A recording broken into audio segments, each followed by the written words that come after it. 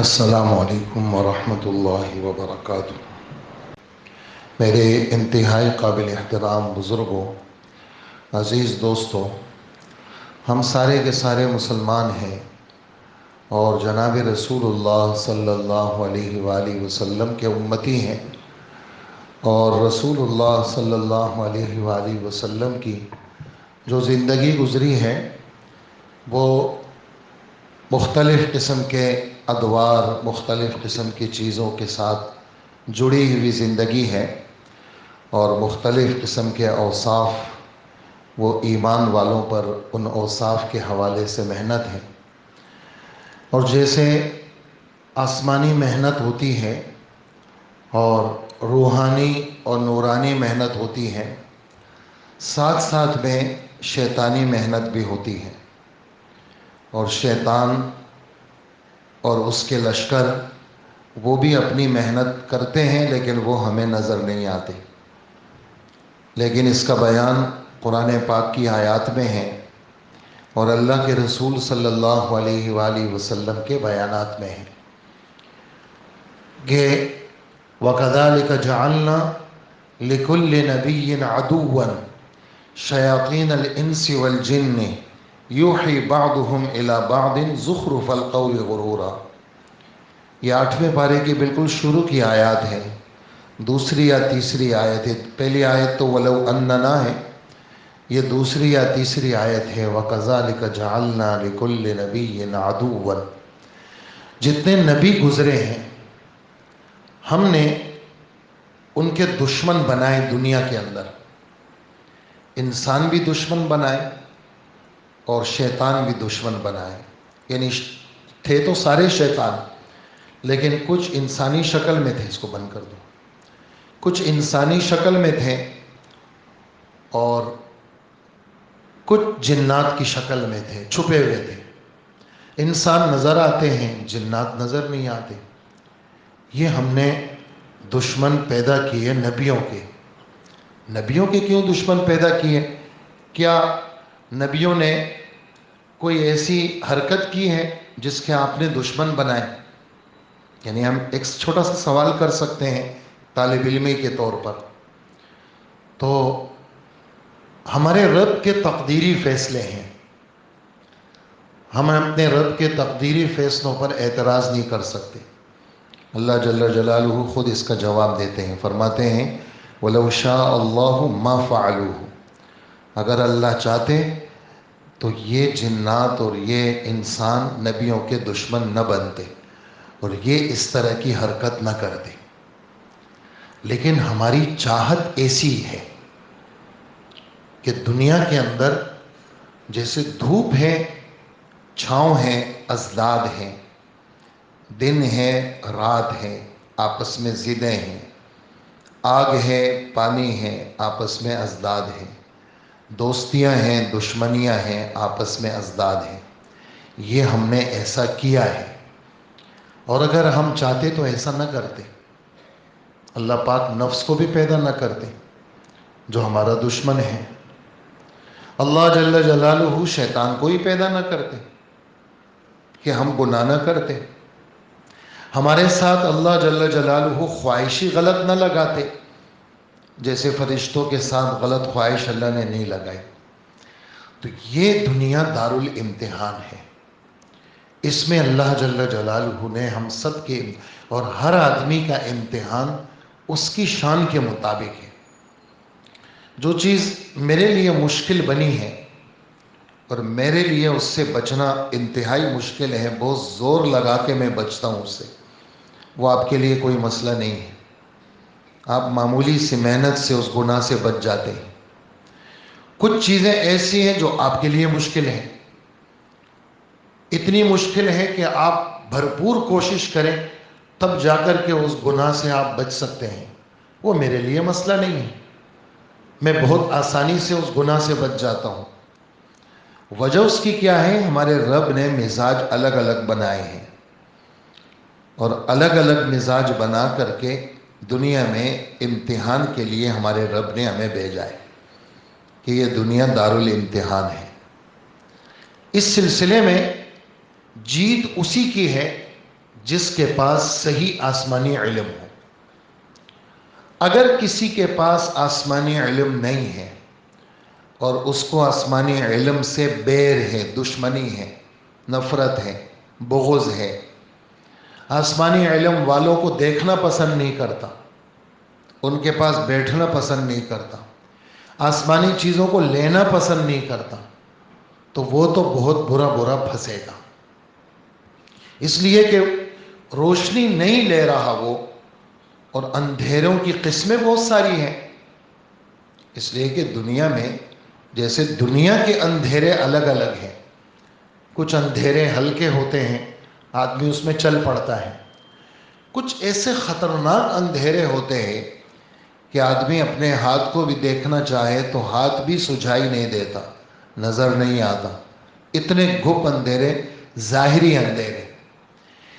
ایسے ہی روحانی اعتبار سے جتنی جتنی قیامت قریب آتی جائے گی، روحانی اعتبار سے اندھیرے بڑھتے چلے جائیں گے.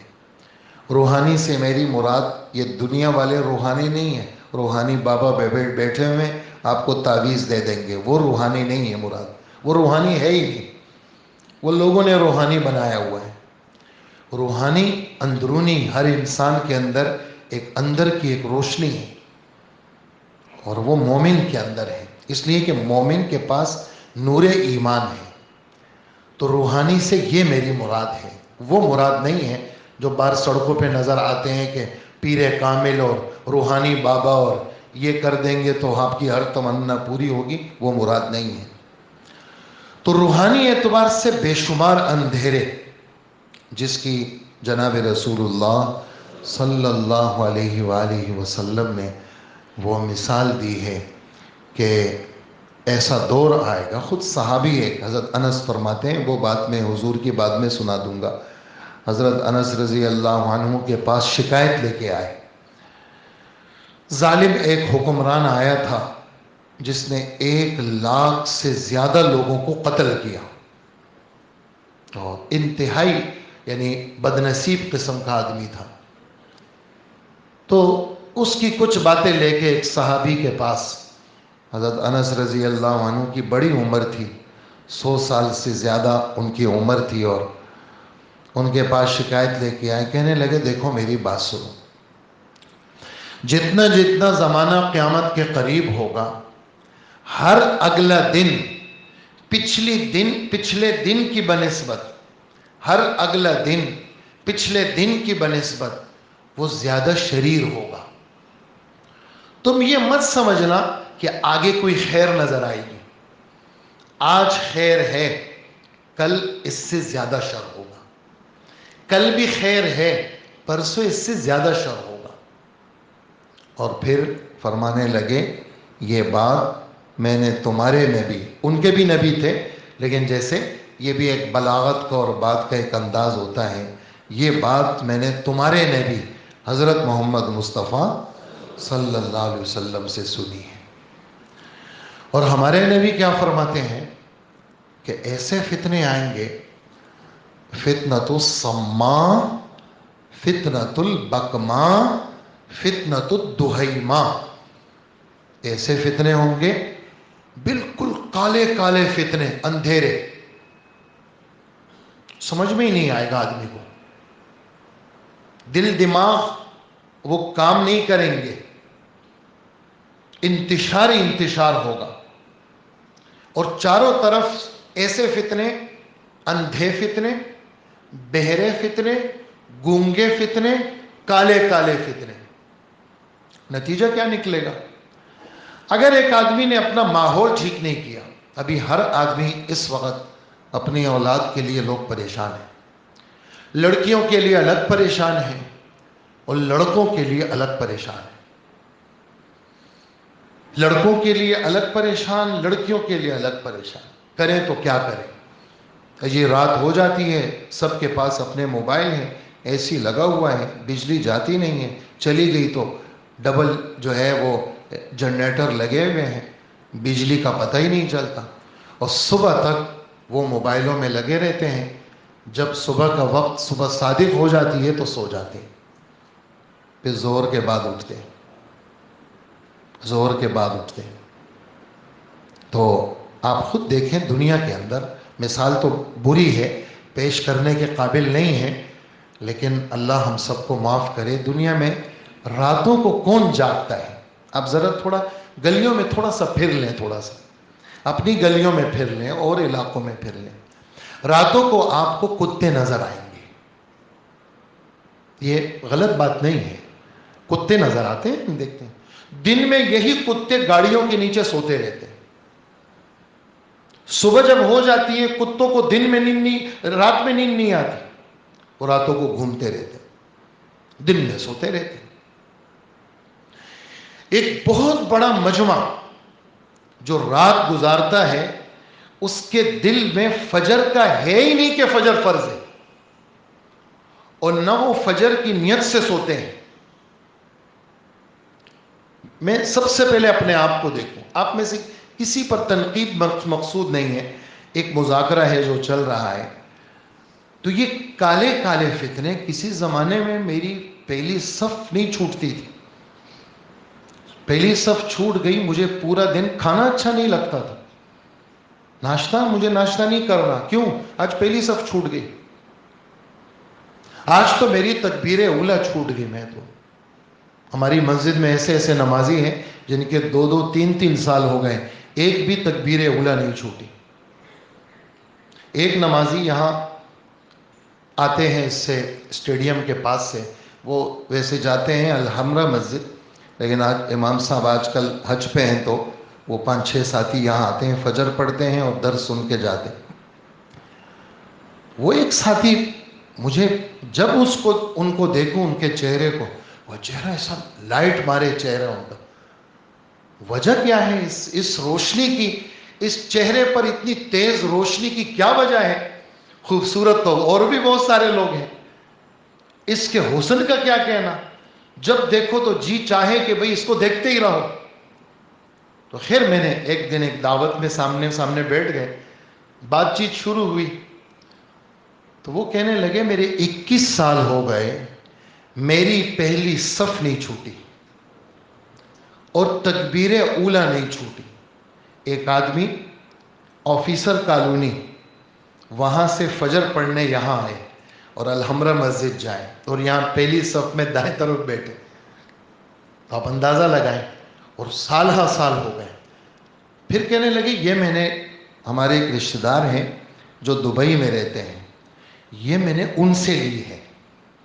ہاں میں نے ان کو دیکھا، جتنے عرصے میں رہا ان کے پاس، نماز کا اہتمام، پہلی صف تکبیر اولی، پہلی صف تکبیر اولی. ایک دن ایسا ہوا کہ دبئی کے اندر اس نے اندازہ لگایا کہ دبئی میں جماعت ہو گئی ہے یا تکبیر اولی نکل گئی، اور اس نے گاڑی لی اور ڈرائیو کر کے شارجہ گیا. شارجہ جا کر کے اس نے وہ نماز تکبیر اولی اور پہلی صف میں پڑھی. جن کو غم ہوتا ہے اللہ کے سامنے پیشی کا، تو وہ اپنی زندگی کو بہت فکر کے ساتھ گزارتے ہیں. کبھی جانا ہے، رہنا یا کسی نے نہیں، آج یا کل. من خاف ادلجا، حدیث مبارک ہے اللہ کے رسول کی. من خاف ادلجا ومن ادلجا بلغ المنزل الا ان سلعۃ اللہ الغالیہ الا ان سلعۃ اللہ الجنہ. حدیث مبارک ہے، جناب رسول اللہ صلی اللہ علیہ وسلم فرماتے ہیں من خاف ادلجا. یہ اس زمانے کے حساب سے جب قافلے چلتے تھے تو قافلے وہ رات کو جلدی چلتے تھے. نیند آ رہی بہت زیادہ، نہیں جی چلو رات کو جلدی، جس کو اس لیے کہ صبح کے قریب میں ڈاکو ڈاکہ ڈالتے تھے، اس زمانے کا دستور تھا. تو جو قافلے والے رات کو اپنا آرام قربان کر کے جلدی چلتے تھے تو وہ ڈاکے سے بچ جاتے تھے. تو یہ مثال کے طور پر ہمارے نبی فرما رہے ہیں، جس کو لٹنے کا ڈر ہو وہ جلدی چلتا ہے، جو جلدی چلتا ہے وہ منزل پہ جلدی پہنچ جاتا ہے. یہ مثال ہے، اس کو اپنی زندگی پہ فٹ کریں۔ جس کو جہاز نکلنے کا ڈر ہو وہ ایئرپورٹ جلدی پہنچے گا، جس کو ٹرین اور بس نکلنے کا ڈر ہو وہ اڈے اور اسٹیشن جلدی پہنچے گا، جس کو کہیں پر پہنچنا ہے، جی آفس ٹائم میری اتنا ہے بھائی لوگ میرا انتظار کریں گے، وہ وقت سے پہلے نکلے گا۔ اس کو ٹریفک کا بھی پتہ ہوگا، کہاں کہاں سگنل زیادہ دیر بند ہوتے ہیں، کہاں ٹریفک مجھے جام مل سکتا ہے، وہ جلدی نکلے گا۔ جو جلدی نکلے گا وہ منزل پہ پہنچے گا۔ روحانی اعتبار سے اس کو کیسے فٹ کریں گے؟ جس کو خدا کے سامنے پیشی کا ڈر ہوگا وہ مسجد کے لیے جلدی نکلے گا، جس کو اللہ کے سامنے پیشی کا ڈر ہوگا وہ فجر کی نماز کی نیت کے ساتھ سوئے گا، میں مسلمان ہوں۔ یہ مسلمان ہم ان کا اندازہ نہیں لگا سکتے، ان میں ایمان کے نور کی برکت سے پاور کتنی ہے، ہمیں کیا پتا اس ایمان کے نور کا ہمیں کیا اندازہ۔ مولانا احسان صاحب ہمارے تبلیغی جماعت کے بڑے ہیں، بزرگ ہیں، میرے شیخ بھی ہیں،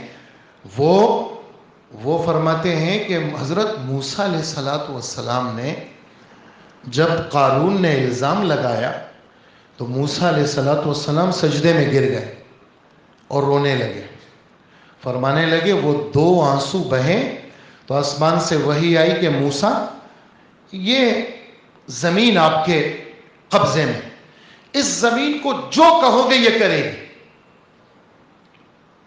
تو موسیٰ علیہ السلام نے زمین کو کہا قارون کو پکڑو، قارون کو پاؤں سے پکڑا، پھر گھٹنوں تک، پھر پیٹ تک، پھر پورا قارون زمین کے اندر دھس گیا، اس لیے کہ نبوت پر الزام لگا تھا، نبوت پر الزام لگا تھا۔ تو مولانا احسان صاحب کو جملہ سنانا چاہتا ہوں آپ کو، وہ فرماتے ہیں یہ 2 آنسو ایٹم بم سے زیادہ طاقت رکھتے ہیں، کوئی بہا کے تو دیکھیں، کسی آنکھ سے نکلے تو صحیح، میں دیکھوں آپ دیکھیں، ہمارے آنکھوں سے ادھر ادھر کے آنسو تو نکل آتے ہیں، اللہ کے خوف سے نکلا ہوا آنسو یہ موجود ہے اس وقت؟ یہ ایک سوال ہے، میں اپنے آپ سے پہلے کر رہا ہوں کہ میرے دل میں خدا کا خوف کتنا ہے، اور آپ میرے دوست ہیں، میرے ساتھی ہیں، میرے بھائی ہیں، میری محفل کے شریک ہیں، میرے ساتھ اللہ کے پاس جائیں گے، میں آپ سے بھی پوچھتا ہوں کہ ہمارے دل میں خدا کا خوف کتنا ہے کہ ہمارے آنکھوں سے آنسو نکلتے ہیں۔ جناب رسول اللہ صلی اللہ علیہ وسلم فرماتے ہیں آنسو کا اتنا قطرہ مکھی کے سر کے برابر اگر مومن کی آنکھ سے نکلتا ہے اللہ کے خوف سے، یہ آگ کے سمندر کو بجھا دیتا ہے۔ یہ آپ کا فرمان ہے، آنسو کا قطرہ مکھی کے سر کے برابر اگر نکلتا ہے تو آگ کے سمندر کو بجھا دیتا ہے۔ یہی کافر دوزخی یہ 500 سال تک روئیں گے۔ ہمارے نبی کی ایک طویل حدیث ہے، فرمایا اتنا روئیں گے پانی کے آنسو ختم ہو جائیں گے، پھر خون کے آنسو شروع ہوں گے، کب خون کے بھی ختم ہو جائیں گے، پھر پیپ کے آنسو شروع ہوں گے، کب وہ بھی ختم ہو جائیں گے، پھر بغیر آنسوؤں کے روئیں گے۔ آگے اتنا روئیں گے یہ دوزخی، اگر اس میں کشتیاں چلا دو، حدیث کا ترجمہ کر رہا ہوں، کشتیاں چلا دو تو کشتیاں چل جائیں گی ہر دوزخی کے آنسوؤں میں، لیکن وہ رونا وہاں کام نہیں دے گا۔ 500 سال تک یہ روتے رہیں گے۔ اور دوزخ کے جو بڑے ہیں اس کا نام مالک ہے، دوزخ کے بڑے اس کا نام مالک ہے، اور جنت کے بڑے اس کا نام رضوان ہے۔ رضوان کا تذکرہ وہ حدیث مبارک میں ہے، اور مالک کا تذکرہ 25ویں پارے سورہ زخرف میں ہے۔ وَقَالُوا يَا مَالِكُ لِيَقْضِ عَلَيْنَا رَبُّكَ، دوزخی وَنَادَوْا يَا مَالِكُ لِيَقْضِ عَلَيْنَا رَبُّكَ، یہ پکاریں گے اے مالک، اے مالک، بس آپ اپنے رب سے یہ کہہ دیں کہ ہماری موت کا فیصلہ کر لے۔ یہ روتے ہوئے یہ درخواست کریں گے تو علماء اس حدیث یہ حدیث چل رہی ہے، بیچ میں آیت آ گئی. علماء لکھتے ہیں کہ یہ درخواست میں اور جواب میں کتنا عرصہ گزرے گا؟ کہ 500 سال کے بعد جواب آئے گا. اے دوزخیوں، تم اس دوزخ میں ہمیشہ رہو گے. ابھی اس وقت ہاتھ اٹھائیں، آپ کہیں اے اللہ، بغیر کسی تاخیر کے وہاں سے جواب آئے گا، اے میرے رب میں حاضر، اے میرے بندے میں حاضر. وجہ یہ نور بہت زوردار ہے. یہ ہمارے پاس جو روشنی ہے یہ دنیا کے کسی بڑے کافر کے پاس نہیں. ہم بہت گناہگار ہیں، ہمارے سر سے پیر تک ہم گناہوں میں لت پت ہیں، لیکن ہمارے پاس ایمان ہے. ایمان کیا چیز ہے؟ ایمان کی تعریف محمد الرسول اللہ جو لے کے آئے ہیں، میں دل سے سب باتوں کو سچا مانتا ہوں، یہ ایمان ہے. ہمارے پاس یہ موجود ہے. اس میں بہت طاقت ہے. یہ طاقت یہ پوری دنیا کے جتنے کافر ہیں اس وقت، ان کے ختم کرنے کے لیے چند مسلمان کافی ہیں. ہمارے کسی کی جرت ہو ہمارے نبی کو برا کہے، اور کسی کی جرت ہو ہماری کتاب کی بے حرمتی کرے، یہ تو ہم میں کچھ نہیں ہے. ہم درست ہو جائیں، آئے پھر کوئی دیکھے، سامنے تو آئے، پہلے نہیں آ سکتے. یہ اوپر سے بمباری کرنا یہ تو بزدلوں کا کام ہے. یہ میزائل پھینکنا یہ تو بزدلوں کا کام ہے. سامنے تو آئے، تھوڑا سا ہاتھوں ہاتھ تو لڑے، تاکہ ان کو پتہ چلے کہ ایمان کی طاقت کیا چیز ہے. یہ کر کے دکھایا ہے صحابہ نے.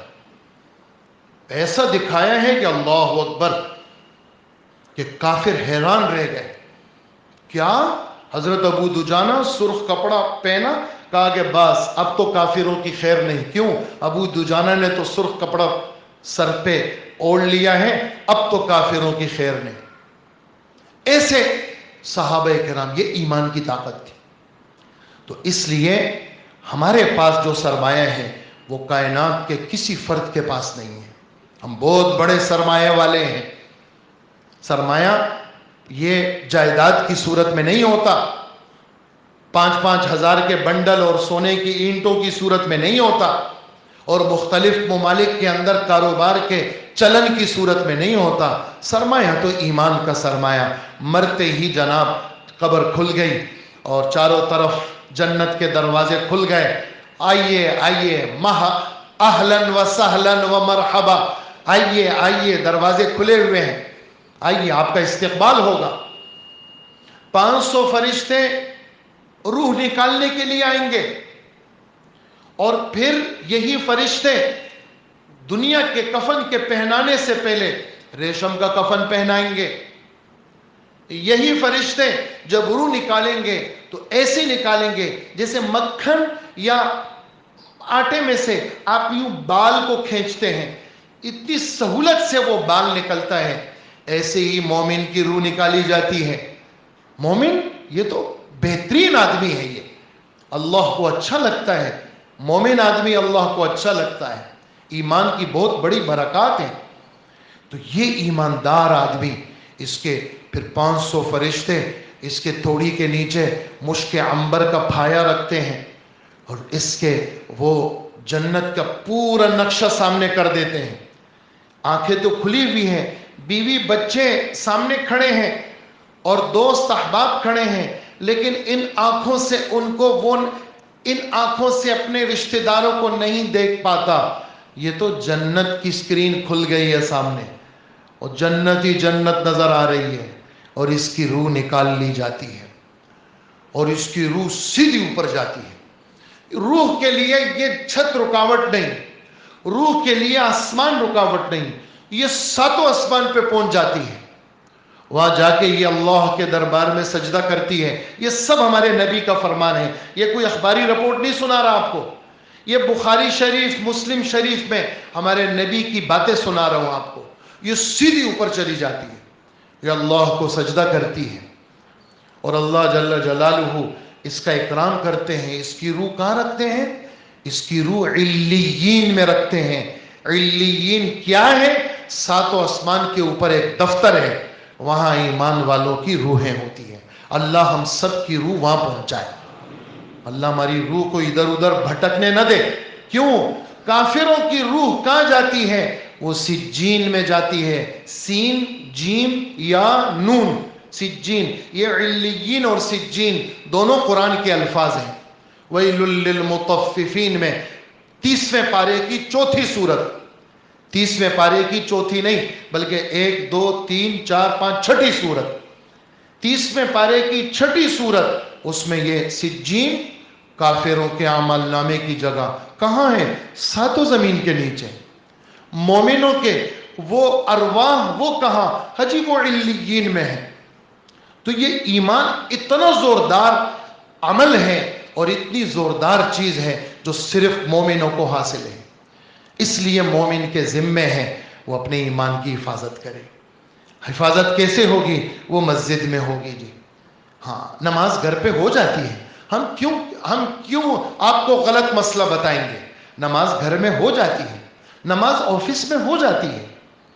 لیکن آپ خود بتائیں، ایک جگہ آپ کو 1 روپیہ کا نفع ہو اور ایک جگہ آپ کو 3,35,54,432 روپے کا نفع ہو، تو آپ کون سا لیں گے؟ آپ کو عقل دی اللہ پاک نے. 20 روپے اور 5,000 نوٹ میں آپ فرق کر سکتے ہیں. ایک چھوٹا بچہ بھی کہتا ہے نہیں یہ 5,000 ہے اور یہ 20 روپے ہے. یہ چھوٹا معصوم بچہ، اور اس کی طاقت کو بھی جانتا ہے کہ 20 روپے میں کیا طاقت ہے اور 5,000 میں کیا طاقت ہے. تو ایک کے بدلے میں دکان کی نماز 1، گھر کی نماز 1، آفس کی نماز 1، اور مسجد کی نماز 3,35,54,432 نمازوں کا اجر ملتا ہے. یہ غلط بات نہیں ہے. حضرت شیخ الحدیث جن کو لقب ملا ہے، پہلا لقب کہ حدیث کے سب سے بڑے شیخ مولانا زکریا رحمت اللہ علیہ، اور اللہ کے رسول آتے ہیں اور کہتے ہیں زکریا تمہیں سب ولیوں کا سردار بنا دیا گیا ہے. یہ چھپانا نہیں ہے، تم نے سب لوگوں کو بتانا ہے کہ تمہیں کیا لقب ملا ہے. قطب الاقطاب، ولیوں کا بڑا، اس کو قطب کہتے ہیں. تم ولیوں کے بڑوں کے بڑے ہو اور یہ لوگوں کو بتاؤ تم. یہ اس شخصیت کا کلام ہے جو حدیث مبارک کی شرح میں حضرت شیخ لکھتے ہیں فضائل نماز، فضائل اعمال کے اندر، کہ جس نے جماعت سے نماز پڑھی اس کو کیا ملے گا؟ 3,35,54,432 نمازوں کا اجر ملے گا. اس لیے پورا مجمع نیت کریں کہ میں مرتے دم تک وہ ساری نمازیں مسجد میں پڑھوں گا. آپ یقین جانیں نماز کیا ہے. حضرت عمر رضی اللہ عنہ کو خنجر لگا. تھے دشمن تو نبیوں کے بھی دشمن، صحابہ کے بھی دشمن، اور قیامت تک ہوں گے. نبیوں کے کام والے جو نبیوں کا کام، نبیوں کا مشن لے کے چلتے ہیں، دشمن تو ہوں گے. میرے بیان کی پہلی بات آپ کو میں نے سنائی، وَكَذَلِكَ جَعَلْنَا لِكُلِّ نَبِيٍّ، ہر نبی کے دشمن، نبی کے کام والوں کے دشمن. ان کو خنجر لگا حضرت کو، مجوسی نے جو آتش پرست تھا، اور وہ تھا، اور اس نے زہر کے اندر 2 دھاری تلوار وہ پکائی، زہریلی تلوار، وہ حضرت کو ماری، اور ایسی ماری حضرت کو کہ حضرت کے پورے سامنے کا پوری آنتیں کٹ گئی. کسی نے دودھ پلایا تو دودھ ہضم کہاں ہوتا، وہ دودھ یہاں سے نکل گیا، سینے سے یہاں سے نکل گیا. پانی پلایا تو پانی یہاں سے نکل گیا. اس عالم کے اندر اس حالت میں بالکل بے خود ہیں. یہ بخاری شریف جلد نمبر 1 کے اخیر میں، یہ میں حوالہ اس لیے دیتا ہوں تاکہ کسی کے دل میں شک شبہ نہ رہے کہ پتہ نہیں امام صاحب کہاں سے بات کر رہے ہیں. بخاری شریف جلد نمبر 1 میں اخیر میں صحابہ کے حالات امام بخاری نے لکھے ہیں. باب مناقب عثمان، حضرت عثمان کے مناقب، حضرت عمر کے مناقب، ابو بکر کے، اس میں یہ قصہ ہے جو میں بھی آپ کو سنا رہا ہوں. وہ گھر چلے گئے، گھر لے گئے ان کو، اور ایک نوجوان آیا. یہ نوجوان آیا اور کہا کہ آپ کو تو اللہ پاک نے حضور کی صحبت بھی دی، اور آپ تو ایسے، آپ تو ایسے، آپ تو ایسے، حضرت کی تعریف کرنے لگا. یہ نوجوان جانے لگا، اس کے پائنچے ٹخنوں سے نیچے تھے. تو کہنے لگا اے میرے بیٹے ذرا ادھر آؤ. ہمارے نبی نے پائنچوں کو ٹخنوں سے نیچے رکھنے سے منع کیا ہے. تم خدا کے لیے میرے بچے تم پائنچوں کو ٹخنوں سے اوپر کر لو. اس وقت میں آپ دیکھیں ایک آدمی کا بدن چھلنی ہو چکا، لیکن اللہ کی بات پہنچانا ان حضرات نے اپنے ذمے لے رکھا تھا. یہ حضرات اللہ کی بات کو ہر حالت میں پہنچانے کے کیا تھے؟ وہ اپنے آپ کو ذمہ دار سمجھتے تھے کہ بھی آسمانی بات ہے یہ تو پہنچا کے چھوڑیں گے. وفات کے وقت میں ایسے اکابر گزرے ہیں، امت کو ایسا نقشہ دے گئے ہیں کہ بھائی آسمانی باتوں کو حقیر مت سمجھو، یہ جملے مت کہا کرو کہ سنت ہی تو ہے، یہ جملے مت کہا کرو، یہ سنت کس کی سنت ہے؟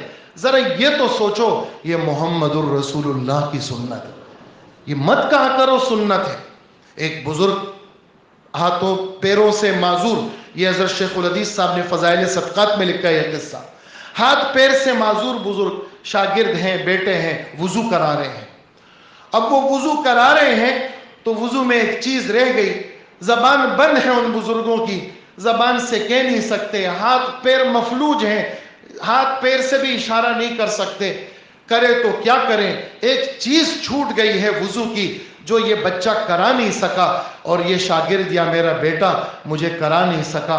اب وہ پریشان ہیں کہ یہ بچہ بھی سمجھ نہیں رہا، بزرگ بھی کہہ رہے ہیں کیا کروں. تو بڑی مشکلوں سے اپنا ہاتھ لیا، پانی کے اندر یوں ڈالا اور ڈال کر کے یوں بڑی مشکلوں سے ادھر لے کے آئے اور یوں کیا اور انتقال ہو گیا. یعنی میرے وضو میں داڑھی کا خلال رہ گیا تھا بیٹا، اس خلال کے بغیر میں نماز کیسے پڑھوں؟ حالانکہ خلال کے بغیر نماز ہو جاتی ہے، خلال سنت ہے، لیکن مرتے دم تک یہ بتا دیا کہ آسمانی باتوں کی ہمارے دلوں میں اہمیت ہے، ہم ایسے ویسے نہیں ہیں، ہمیں تو اللہ کے منہ دکھانا ہے، ہم حضور کی شکل کے ساتھ اللہ کے پاس جانا چاہتے ہیں. اس لیے یہ باتیں منتشر سی باتیں تھی لیکن بہت قیمتی باتیں تھیں. آپ سب بھائیوں سے درخواست ہے کہ اپنے ایمان کی حفاظت، میری بھی آپ کی بھی، ہم سب کی ضرورت ہے. اس کو یہ کہیں نہیں ملے گا، یہ موبائل کی صحبت میں خدا کی قسم نہیں ملے گا، یہ ہوٹلوں کی صحبتوں میں نہیں ملے گا، یہ یاروں دوستوں کی صحبت میں نہیں ملے گا، یہ تو کسی انسان کی صحبت میں ملے گا. ہاں آپ تو کہتے ہیں جی بٹن دباؤ مسئلہ آ گیا جی، گوگل مفتی گوگل صاحب سے پوچھو مسئلہ آ گیا جی. نہیں، یہ تو انسان کی صحبت آپ لیں. آپ مسجد میں آئیں، انسانوں کے پاس بیٹھے، ان سے آپ کو خیر ملے گی. یہ دکانوں میں نہیں ملے گی، یہ گھروں میں نہیں ملے گی، یہ اکیلے رہنے میں نہیں ملے گی، یہ یاروں دوستوں میں نہیں ملے گی، یہ تو مسجد میں ملے گی. اس لیے مومن مسجد سے جڑے گا تو وہ خدا سے جڑے گا. من الف المسجد الفہ اللہ، جو مسجد سے الفت رکھے گا اللہ اس سے الفت رکھیں گے. اجی مسجدوں کو تو آباد وہی کرتے ہیں جن کا خدا پر اور آخرت پر ایمان ہو. اللہ ہم سب کو، جتنے بھائیاں بیٹھے ہیں اوپر نیچے جتنی منزلوں میں، جہاں تک میری آواز جا رہی ہے، اللہ ہمیں مسجد والا بنائے اور مسجد کی حاضری والا بنائے. آفسوں میں الگ تھلگ نمازیں نہ پڑھیں، ایک کے کروڑوں کا فیصلہ کروڑوں کا بدل نہیں ہو سکتا. اس لیے مسجدوں میں آئیں، مسجدوں میں جڑیں، مسجدوں میں بیٹھیں، مسجدوں میں چیزوں کو لیں. اس کی برکات آپ کی نسلوں میں جائیں گی، اس کی برکات آپ تک نہیں رہیں گی، اس کی برکات نسلوں میں جائیں گی. اللہ مجھے بھی عطا فرمائے، آپ کو بھی عطا فرمائے. وصلی اللہ وسلم علی نبینا محمد وآلہ واصحابہ اجمعین.